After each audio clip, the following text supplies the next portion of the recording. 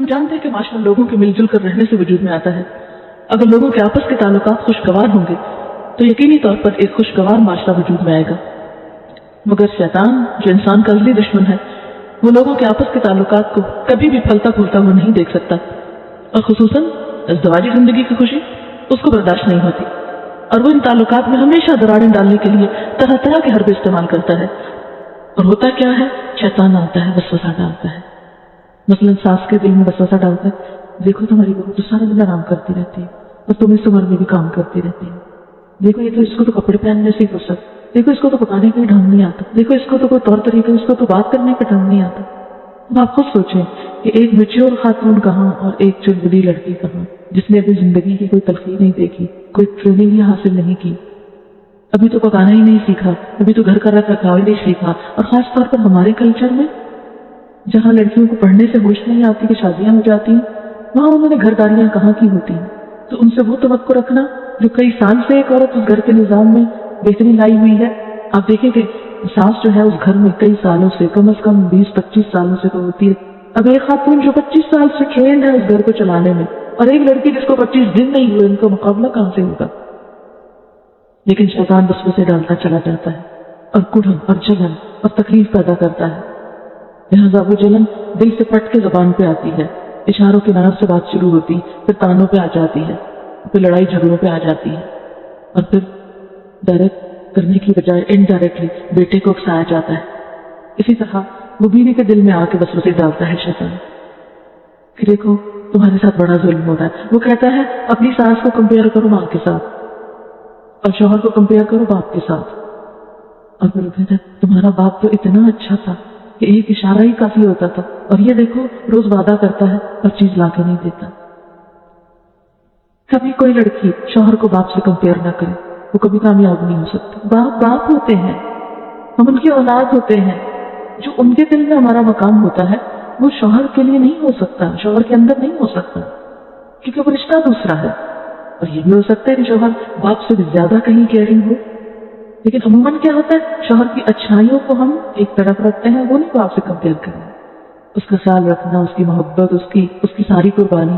اب آپ دیکھیں کہ ہمارے ہاں لڑکی کی سچویشن کو بہت پتھر بنا دیتے ہیں، ہر بیچاری گھر چھوڑ گئی، ہر بیچاری نکاح چھوڑ گئی، اور معلوم نہیں کیا کیا وہ راگ بنائے ہوئے ہیں کہ جس سے خوب لڑکیوں کو رلایا جاتا ہے کہ تم تو بہت ہی مظلوم ہو جس سے سب کچھ چل گیا. حالانکہ یہ نہیں دیکھتے کہ وہ ماں جس نے ایک بیٹا پیدا کیا، وہ پالا پوسا بڑا کیا، اس کو پڑھایا لکھایا، اس کو کمانے کے قابل بنایا، اس نے گھر بنایا، ایک باہر سے آنے والی کو وہ سب کچھ دے دیا. تو جس ماں نے اپنا بیٹا دے دیا اس سے بڑی اور کیا قربانی مانگی جائے گی؟ لہٰذا کبھی بھی ایک بہو کو یہ نہیں سوچنا چاہیے میری ساس نے مجھے وہ نہیں دیا، یہ نہیں پوچھا، وہ خیال نہیں رکھا.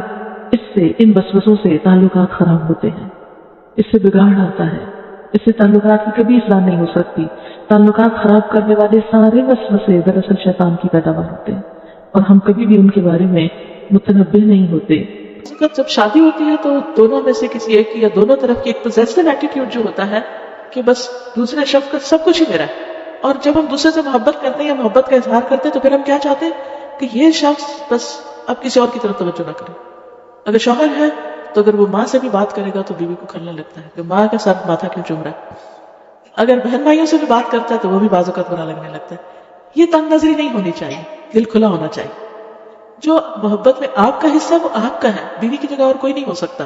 لیکن یہ بھی یاد رکھیے کہ جس ماں نے تکلیف اٹھا کے جنم دیا ہے اور سالوں سال دعائیں مانگ مانگ کے اس کو پالا ہے اور بڑا کیا ہے اور اس منزل تک پہنچایا ہے کہ جب وہ کامیابی کے ایک اعلیٰ منزل کو پہنچا تو اب آپ کے ساتھ اس کا ریلیشن شپ ہو رہا ہے، تو جس نے یہ ساری منزلیں طے کی اس کا حق اپنی جگہ ہے. اس حق کو کبھی فراموش نہیں کرنا چاہیے، بلکہ شوہر کی مدد کرنی چاہیے کہ وہ اپنی ماں کا خیال رکھ سکے اور اس کو ساتھ دینا چاہیے. اگر وہ کسی قسم کی کمی کوتاہی کر رہا ہے تو ایک اچھی بیوی کی خوبی یہ ہے کہ وہ اس کو توجہ دلائے کہ تمہاری ماں تمہارا انتظار کر رہی ہے، تمہاری ماں بھی محبت کی مستحق ہے، تمہاری ماں احترام کی مستحق ہے. یہ جب ساس کو بھی اس چیز کا احساس ہوتا ہے کہ ہماری بہو ہمارے بیٹے سے بھی زیادہ ہمارا خیال رکھتی ہے اور اس سے بھی زیادہ ہمارے لیے کیئرنگ ہے، تو بے پناہ محبت پیدا ہو جاتی ہے.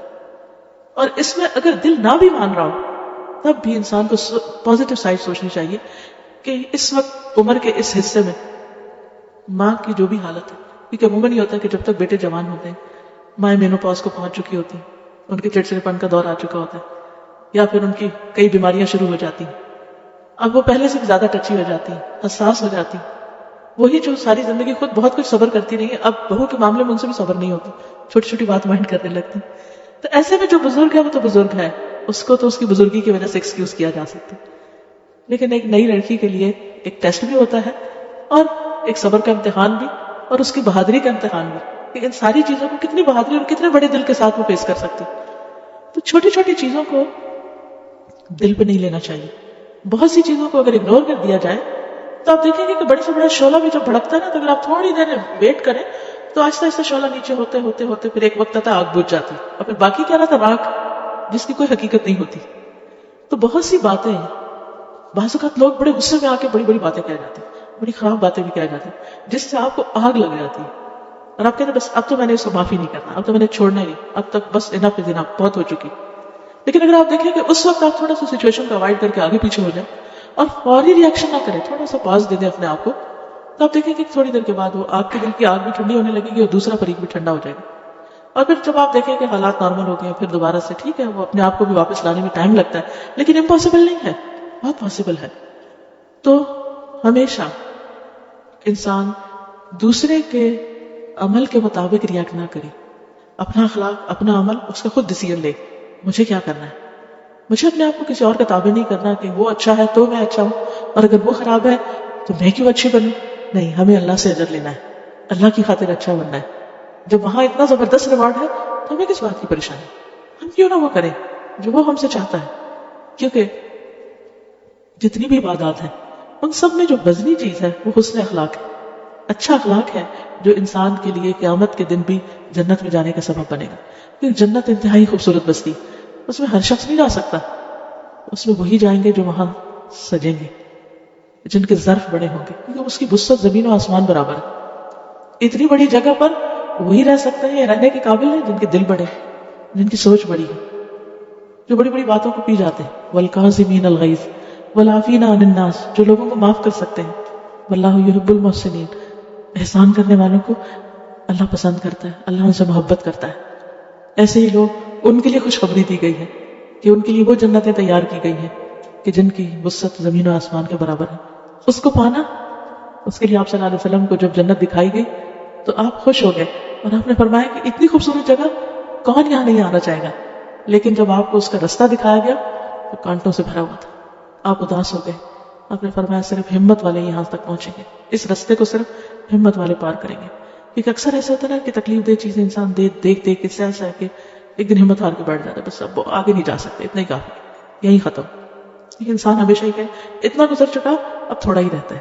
جیسے کوئی لمبے سفر سے آتے ہیں نا, تو اب پھر بار بار ٹائم دیکھتے, اچھا کتنا رہ گیا, اچھا 10 گھنٹے گزر گیا, اب 2 گھنٹے, اچھا 4 گھنٹے, بس ختم, اتنا گزر گیا, اب یہ بھی گزر جائے گا. تو انسان کے لیے اس زندگی کا عارضی ہونا ایک بہت بڑی نعمت ہے, کیونکہ اس دنیا میں انسان خوشیوں کے جتنے بھی سامان اکٹھے کر لے, لیکن یہاں کی خوشیاں پائیدار نہیں ہیں. ایک چیز کو پورا کرتا ہے تو دوسری ہاتھ سے چھوٹتی, اس کو کھینچتا ہے تو کچھ اور ہاتھ سے چھوٹ جاتا ہے, پورا کر ہی نہیں سکتا. کیونکہ اللہ نے اس دنیا کو پرفیکٹ بنایا نہیں, پرفیکشن صرف جنت میں رکھی. اس لیے کبھی بھی یہاں کوئی تکلیف پہنچے تو انسان اس جنت کے اور اس آخرت کی کامیابی کے انتظار میں ان چیزوں کو معمولی جانے. کیونکہ وہاں اگر کسی کو جب جنت کو دکھایا جائے گا تو وہ اندر صرف ایک جھلک دیکھ کے اس سے پوچھا جائے گا بتاؤ کبھی کوئی غم دیکھا, تو کہے گا رب العزت تیری ذات کی قسم میں نے آج تک کوئی غم دیکھا ہی نہیں. تو دنیا کی, اور یہ اس شخص کی حالت ہوگی جو دنیا میں سب سے زیادہ دکھی ہوگا. اور اسی طرح جہنم کا ایک جھلک دیکھ کے, ایک جھونکا دیکھ کے دنیا میں سب سے زیادہ آرام میں رہنے والا انسان کہے گا آرام, میں نے کوئی خوشی نہیں دیکھی, کوئی آرام نہیں دیکھا. تو اس لیے اصل منزل تو وہ ہے, اصل گھر تو